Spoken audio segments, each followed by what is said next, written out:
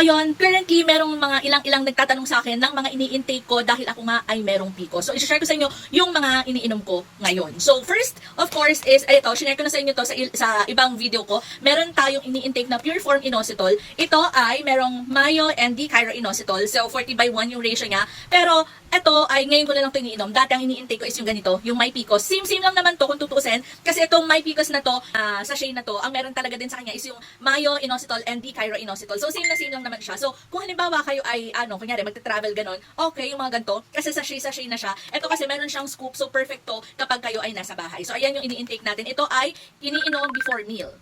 And ito may share lang. Dito ko lang siya nilagay pero ayun, ito meron din akong ganito. So, ito ay yung mga fish oil. So, ito yung mega oil. Ewan ko kung familiar ka na. Ubus na kasi natapon ko na din yung box. Pero ito na yung last na soft gel ko. Pero, ito, meron akong bago ngayon na i-intake. Ito yung ATC Healthcare na fish oil.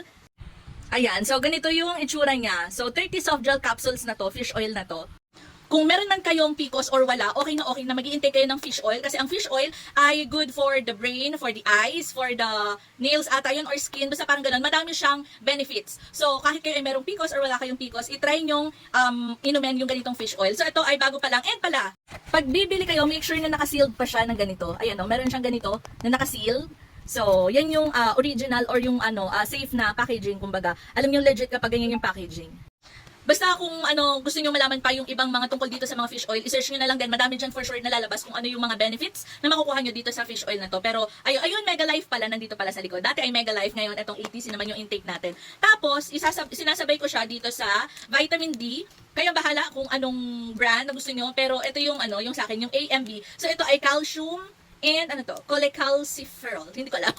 Ang hirap basahin. Pero ayan, vitamin D. So, ang pinagsasabay ko, ini-intake ko. Hindi naman as in literal na pinagsasabay ko. Vitamin C, vitamin D, vitamin E. Actually, wala pa akong vitamin E. Hindi pa ako nakabili ng vitamin E. Pero yun yung okay. Tapos, itong ang fish oil and itong pure form. O, diba? Ang dami. And, syempre, hindi ko makakalimutan. Ito yung kakarating lang. Folic acid. So, ito ay, 400 mcg. So, ayan yung mga ini-intake ko ngayon na ako ay merong PCOS. So, hindi naman to lahat dahil lang meron akong PCOS. Yung iba is parang vitamins lang din, ganun, para mas maayos, mas makatulong. And other than that, nagtiti na rin ako. Actually, matagal na. Ito for sure, nakikita nyo na to. Ito yung iniinom ko na hibiscus tea. So ito ay actually binili namin sa Landers. Pero ilalagay ko na lang dyan din sa yellow basket yung isa pang alternative na hibiscus tea na iniinom ko. Now, which is masarap din. So pwede yung lagyan ng parang merong lemon, yung pomegranate, ganon. So yan, ito yung mga lagi kong ini-intake. So kung kayo merong mga PCOS, and syempre, ang PCOS kasi is mas prone sa pagtaas ng blood sugar, ng cholesterol, tapos lalo na kung meron kayong lahing diabetic, ganyan. So mas